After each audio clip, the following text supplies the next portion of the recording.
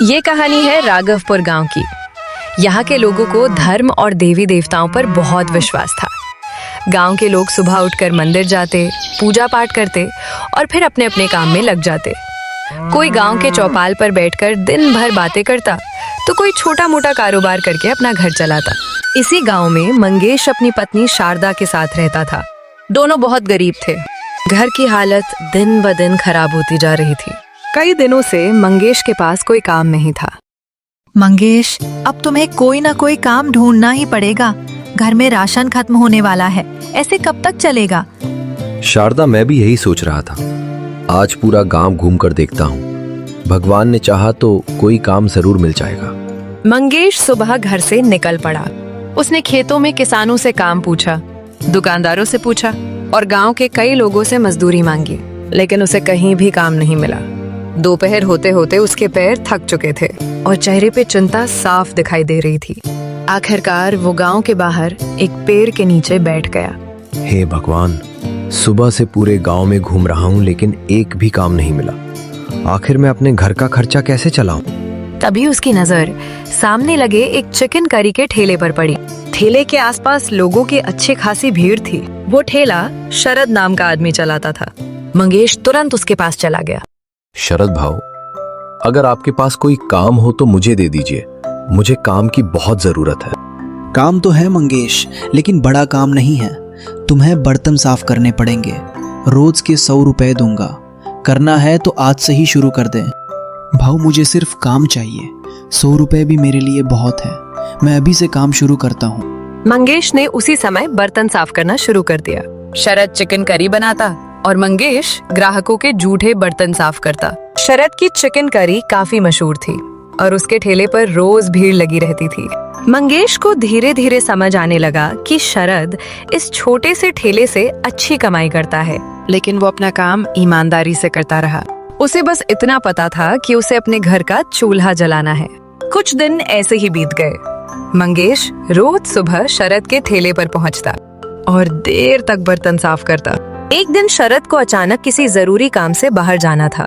मंगेश, आज मुझे एक जरूरी काम से बाहर जाना है, तो तू आज ठेला संभाल लेगा क्या? हाँ भाऊ, आप बेफिक्र होकर जाइए। मैं ठेले का ध्यान रखूंगा। उस दिन मंगेश पहली बार ठेले पर बैठा। थोड़ी देर बाद 2 ग्राहक चिकन करी खाने आए। अरे मंगेश, आज तू ठेले पर बैठा है? क्या हुआ? आज बर्तन नहीं धो रहा? आज शरद भाऊ किसी जरूरी काम से बाहर गए हैं, इसलिए आज मैं ठेला संभाल रहा हूँ।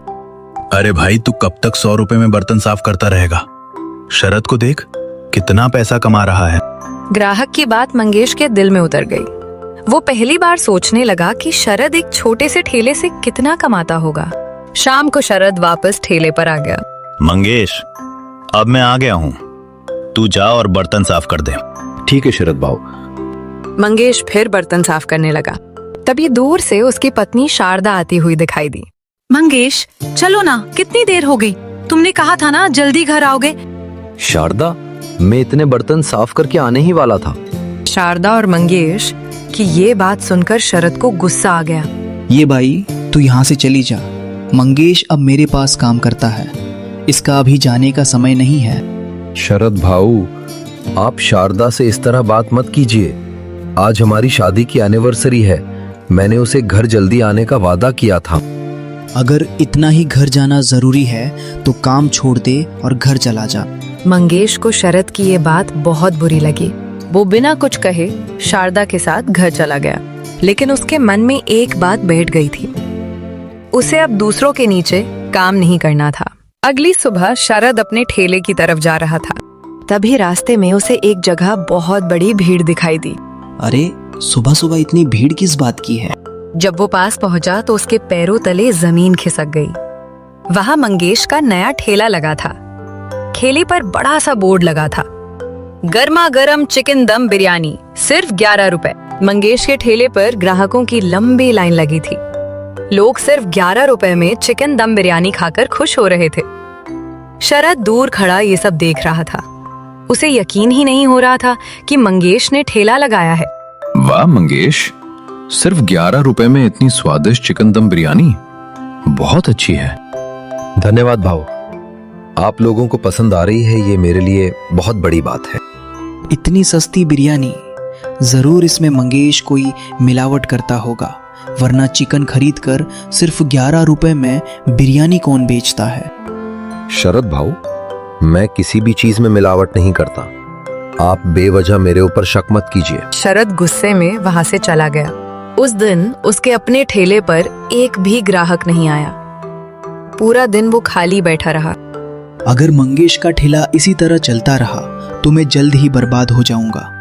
आखिर वो इतनी सस्ती बिरयानी कैसे बेचता है। अगले दिन शरद ने मंगेश का पीछा करने का फैसला किया। उसने देखा कि मंगेश चिकन खरीदने के लिए एक दुकान पर गया। मंगेश ने ताजा चिकन खरीदा, दुकानदार को पूरे पैसे दिए और वापस चला गया। कुछ देर बाद शरद उसी दुकानदार के पास पहुंचा। भाई, ये मंगेश रोज तुमसे ही चिकन लेता है ना? हाँ, रोज ताजा ताजा चिकन ले जाता है, पैसे भी तुरंत देता है और चुपचाप चला जाता है। बहुत सीधा आदमी लगता है। वो मेरे यहाँ 100 रुपए में काम करता था, अब अचानक इतने पैसे कहाँ से आ गए? शरद के मन में सवाल और बढ़ गया। लेकिन वो चिकन खरीद कर सिर्फ 11 रुपए में बिरयानी बेचता है, फिर उसके पास बचता ही क्या होगा? शरद को पूरा यकीन हो गया कि मंगेश कोई राज छिपा रहा है। वो सीधे गांव के मुखिया जी के पास पहुंचा और मुखिया जी को पूरी बात बताई। मुखिया जी शरद के साथ मंगेश के ठेले पर पहुंचे। मंगेश, सच सच बताओ, तुम इतनी सस्ती चिकन दम बिरयानी कैसे बेचते हो? क्या तुम बिरयानी में कोई मिलावट करते हो? नहीं मुखिया जी, मैं कोई भी मिलावट नहीं करता। आप लोग मुझ पर बेवजह शक कर रहे हो। तो फिर इसके पीछे जरूर कोई राज है। तुम्हें गांव वालों को सच बताना होगा। मुखिया जी, मुझे माफ कर दो, लेकिन मैं अभी ये राज नहीं बता सकता। तो ठीक है, जब तक इस सस्ती बिरयानी के पीछे का सच सामने नहीं आता, तब तक तुम्हारा ठेला बंद रहेगा। ये सुनकर मंगेश का चेहरा उतर गया। वो सीधे घर पहुंचा और सारी बात शारदा को बताई। अब तो हमें सबके सामने सच बताना ही पड़ेगा। हाँ शारदा, अब चाहे जो हो जाए, कल गांव की बैठक में हम सबको असली राज बता देंगे। अगले दिन राघवपुर गांव में बड़ी बैठक बुलाई गई। गांव के लोग इकट्ठा हुए।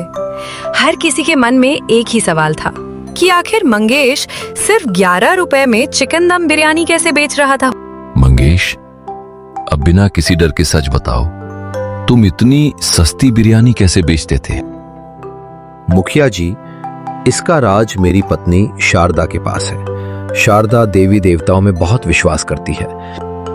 सारी भीड़ शांत हो गई। मंगेश ने आगे की बात बतानी शुरू की।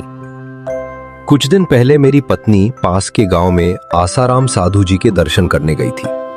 उन्होंने शारदा को एक नारियल दिया था। साधु जी ने मुझे कहा था कि इस नारियल को लाल कपड़े में संभाल कर रखना और हर सुबह इसे खोलना। फिर आगे क्या हुआ? मुखिया जी, जब मैंने पहली बार सुबह उस नारियल को खोला तो उसके अंदर पैसे थे। मुझे विश्वास ही नहीं हुआ। मैंने मंगेश को बुलाकर दिखाया।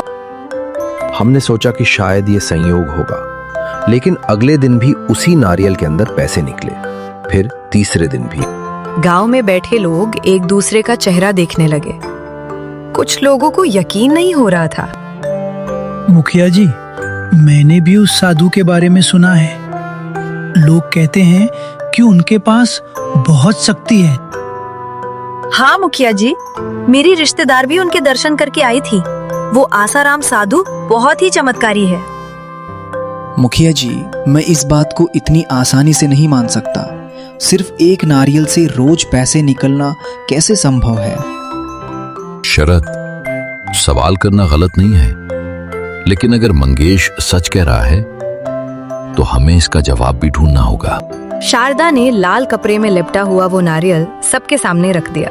मुखिया जी, ये हमारी मेहनत का नहीं, उस आसाराम साधु जी के चमत्कार का पैसा है। इसी वजह से हम बिरयानी सस्ते दाम में बेच रहे थे। पूरे गांव में सन्नाटा छा गया। किसी को अंदाजा नहीं था कि इस नारियल से पैसे मिल सकते हैं। ये पैसा देखकर पूरे राघवपुर गांव के होश उड़ गए। ये देखकर लोगों को सस्ते बिरयानी का राज क्या था वो पता चल गया। तब से राघवपुर के सारे लोग आसाराम साधु जी के दर्शन लेने के लिए जाते।